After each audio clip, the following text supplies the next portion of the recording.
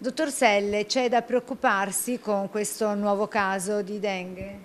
Diciamo che c'è da stare attenti. E allarme arbovirosi in Veneto. Dopo un nuovo caso di dengue autoctono Marcon, salgono a 2 gli episodi di persone infette, ma fortunatamente fuori pericolo. Sì, addirittura in isolamento a casa, quindi a posto, insomma.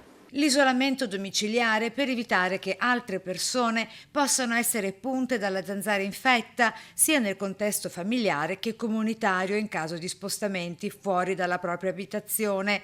Salgono invece i casi da West Nile, 17 quelli con febbre e 3 di neuroinvasive per le quali si è reso necessario il ricovero anche in rianimazione, per un totale ad oggi di 20 casi nella provincia. Abbiamo avuto un unico cluster di West Nile, cioè più di un caso dentro 15 giorni, dentro un ambito circoscritto che abbiamo avuto a Cavarzene. E si segnalano in regione anche altri episodi di chikungunya, il punto del dottor Vittorio Selle, direttore del Dipartimento di Prevenzione della ULSS Serenissima. Chikungunya noi non abbiamo casi nel veneziano, abbiamo avuto una ventina di casi di West Nile, tra forme solo di febbre e forme neuroinvasive, tutte risolte, sì, insomma, e abbiamo avuto 2 casi di dengue, però di importazione, cioè persone che erano state, non so, alle Maldive, nel Benin. Di seguito i sintomi da non sottovalutare,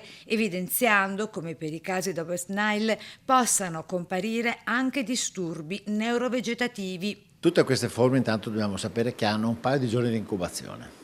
Quindi nel momento in cui comincia il sintomo, che può essere la febbre, il mal di testa, i dolori articolari, che sono le 3 cose più importanti, ecco, nel chikungunya poi